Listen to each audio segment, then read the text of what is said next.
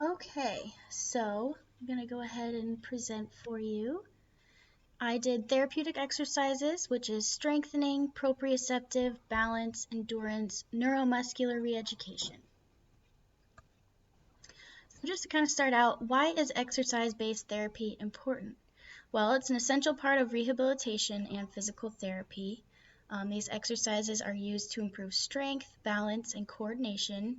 Some factors to consider is the individual patient and how much they can withstand as far as intensity, duration of exercise, and the patient's strength and pain levels. Every exercise plan should be individualized for each patient, and it's best to start conservatively and slowly increase the intensity so that there's no, initial setback with the patient. And the book gave a really good example, so I just kind of wanted to share that. So, say you have a geriatric patient with arthritis, they should probably go slow and gentle, and they have more assistance from the therapist, whereas an athletic dog that's almost done with healing, they go through much more rigorous exercises and probably don't need as much assistance. So some strengthening therapeutic exercises, they're about using resistance and gravity to build muscles up. These exercises are used for targeting specific muscle groups such as the hamstrings and the glutes, or a broader range such as the abdominals and the core. Stretching can also be a good strengthening exercise.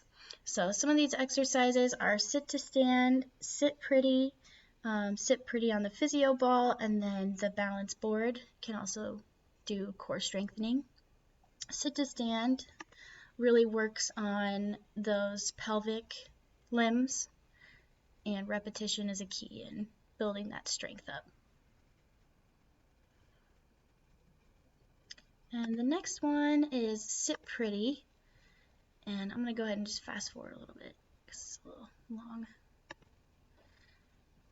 Again, repetition is really good in building up these, the strength in these muscles. And here's another example of the sit pretty, which is a little more impressive.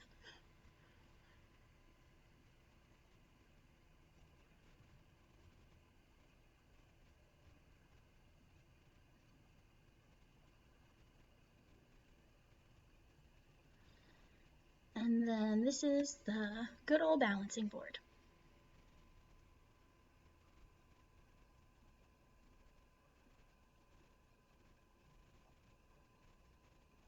All right, so moving on to proprioception therapeutic exercises. These exercises really help to develop better individual body awareness. They can help patients that are weak and have ataxia, and it plays a crucial role in the rehabilitation of injured joints. This is really important because when it comes to injured joints, ligaments containing proprioceptive fibers can also be damaged. And some of the exercises are zigzag walking, again, a balance activity, and cavaletti pulls. So this is zigzag walking.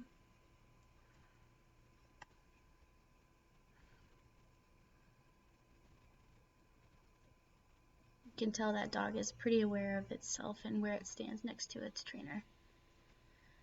And this one is a good example of balancing, and the trainer does a really good job of, focusing on different muscle groups.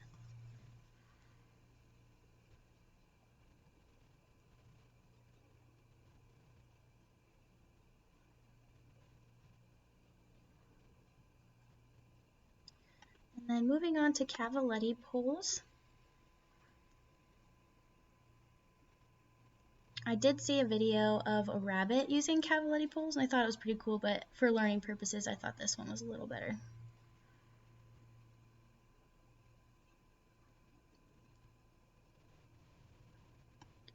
All right, and moving on to balance exercises. They're important in having in improving the overall stability of the animal. There's a variety of different balancing activities. One of these is the 2 legs on the floor stretch exercise, which is this one. And then these can also help patients that are weak and have ataxia. So starting out, this is one where it's a balance board on top of like balance bubbles.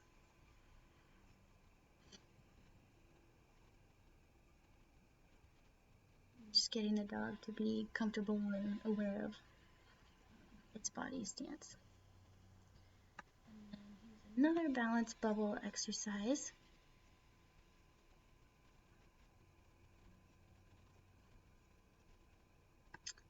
And a balance board, which you can see the dog is pretty unstable at first, but manages to improve it.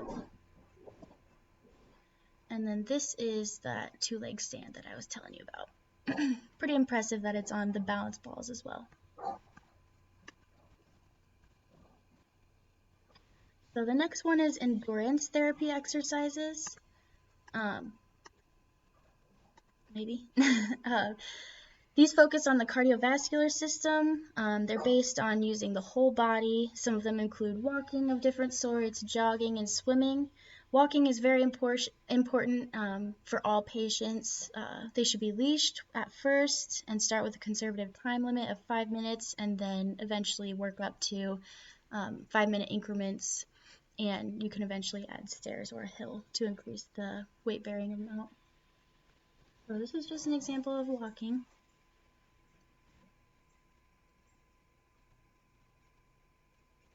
So walking uphill really targets pelvic limbs, and walking downhill targets those thoracic limbs. And this is just another example of using small stairs to kind of improve that walk.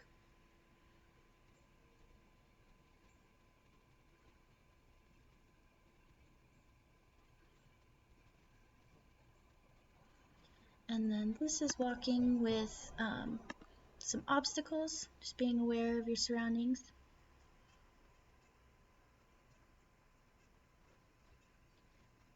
And then this is just a picture of the different kind of circumstances you can see of different dogs that would need different assistance from their trainers.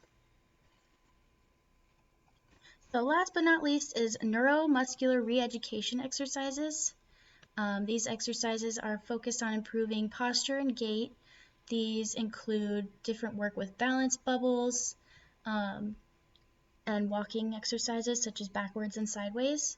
These exercises are really to observe how much the patient can do physically, and can often be seen, and a therapist can often be helping in this.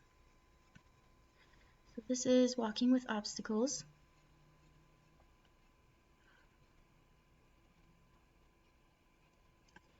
And then this is gait training, where they use bands to kind of strengthen those leg muscles and get them moving right again.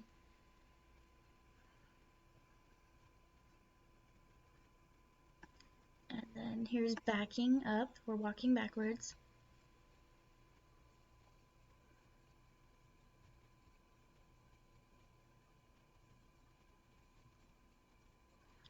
And obviously the weaker the patient, the more assistance is going to be needed by the therapist.